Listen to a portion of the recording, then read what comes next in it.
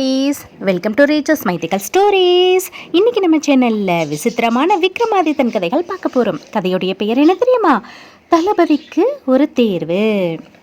அடர்ந்த காட்டு வழியில வேதாளத்தை தன் முதுகுல தூக்கிக்கிட்டு போய்கிட்டு இருந்த விக்ரமாதித்தன் கிட்ட அந்த வேதாளம் ஒரு கதை சொன்னிச்சான். ஜனக்பூர் அப்படிங்கிற நாட்டில் தர்மசீலன் அப்படிங்கிற ஒரு மன்னன் இருந்தார். அவருடைய படைக்கு புதிய தளபதி நியமிக்கிறதுக்கு போர்கள்லேயே தேர்ச்சி பெற்ற வீரர்களுக்கு போட்டி வச்சு அதில் யார் எல்லா போட்டிகள்லையும் சிறப்பாக வெற்றி பெறாங்களோ அவங்கள படைத்தளபதியாக நியமிக்கிறதா அறிவிச்சு போட்டிகளை துவங்கினாராம். போட்டிகளில் பல வீரர்களும் போட்டியிட்டாங்களாம். இறுதியில் எல்லா போட்டிகள்லையும் பரசுராமன் அப்புறம் ரூபசேனன் அப்படின்னு 2 வீரர்கள் வெற்றி பெற்றாங்களாம். இப்போ மன்னன் இந்த 2 பேரில் யாரை தளபதியாக நியமிக்கலாம் அப்படின்னு கொஞ்சம் யோசிச்சு அப்புறம் தான் அந்த 2 வீரர்கள்கிட்டையும் 3 கேள்விகள் கேட்க போகிறதாகவும் அதுக்கு யார் சரியான விடை சொல்கிறாங்களோ அவங்கள தான் என்னுடைய தளபதியாக நியமிக்க போகிறதாகவும் அறிவிச்சாராம்.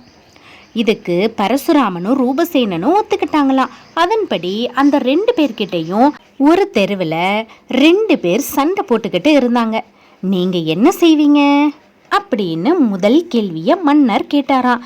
அப்ப ரூபசேனன் பொது இடத்துல சண்டையிடுறது தவறு அப்படின்னு அவங்க 2 பேரையும் கைது செஞ்சு சிறையில் அடைச்சு அது குறித்து விசாரணை செய்வேன் அப்படின்னு சொன்னாராம். பரசுராமன் என்ன சொன்னாருன்னா, முதல்ல சண்டை போடுற 2 பேரையும் விலக்கி அவங்க சண்டையிடுறதுக்கான காரணத்தை தெரிஞ்சு யார் மேல தவறு இருக்குதோ அவங்க மேல நடவடிக்கை எடுப்பேன் அப்படின்னு பரசுராமன் சொன்னாரா. இப்போ மன்னன் நாட்டில் மன்னனுக்கு எதிராக சிலர் சதி செய்கிறதா இருந்தா உங்க நடவடிக்கை என்னவா இருக்கும் அப்படின்னு 2வது கேள்வியை கேட்டாரா. அப்போ ரூபசேனன் சொன்னாரா, தான் சிறப்பாக ஒற்றர்கள் மூலமாக அவங்கள ஒற்றறிஞ்சு அவங்கள கைது செஞ்சு விசாரிப்பேன் அப்படின்னு சொன்னாரா. பரசுராமன் சொன்னாரா, ஒரு நாட்டில் அந்த மன்னருக்கு எதிராக யாரும் தகுந்த காரணம் இல்லாமல் சதி புரிய மாட்டாங்க. முதல்ல அதுக்கான காரணத்தை தெரிஞ்சுட்டு அப்புறம் அவங்க குற்றம் புரிஞ்சவங்களா இல்லையா அப்படிங்கிறத தெரிஞ்சு அவங்க மேலே நடவடிக்கை எடுப்பேன் அப்படின்னு சொன்னாராம். மன்னன் கூட நீ காட்டுக்கு போகும்போது திடீர்னு ஒரு சிங்கம் மன்னன் மேல பாயுது. அப்ப நீ என்ன செய்வ அப்படின்னு மன்னன் 3வது கேள்வியை கேட்டாராம். அப்ப ரூபசேனன் சொன்னாராம், என் உயிரை கொடுத்தாவது மன்னனுடைய உயிரை காப்பாத்துவேன் அப்படின்னு சொன்னாராம். பரசுராமன் சொன்னாராம், நான் மன்னன் கூட போகும்போது அவரை சிங்கம் தாக்குவதற்கான சூழ்நிலையே ஏற்படாது அப்படின்னு சொன்னாராம்.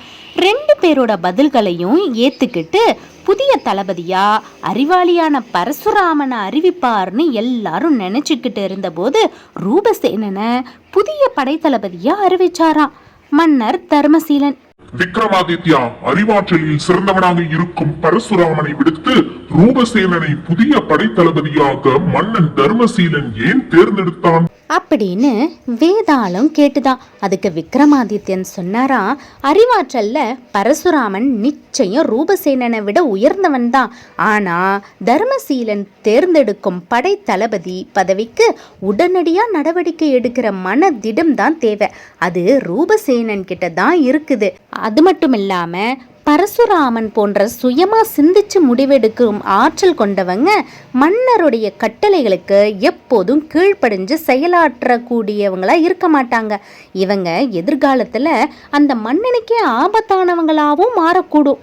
அதனால மன்னருடைய கட்டளைகளுக்கு மட்டும் கீழ்ப்படியும் ரூபசேனனை படைத்தளபதியா தர்மசீலன் தேர்ந்தெடுத்தது சரிதான் அப்படின்னு பதில் சொன்னாராம் விக்ரமாதித்தன்.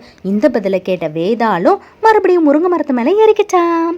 என்ன குழந்தைங்களா, கதை பிடிச்சிருந்ததுன்னா உங்களுடைய குட்டி குட்டி ஃப்ரெண்ட்ஸுங்களுக்கும் கதையை ஷேர் பண்ணுங்கள், சேனலை சப்ஸ்கிரைப் பண்ணுங்கள், மறக்காமல் லைக் பண்ணிடுங்க. தேங்க்யூ.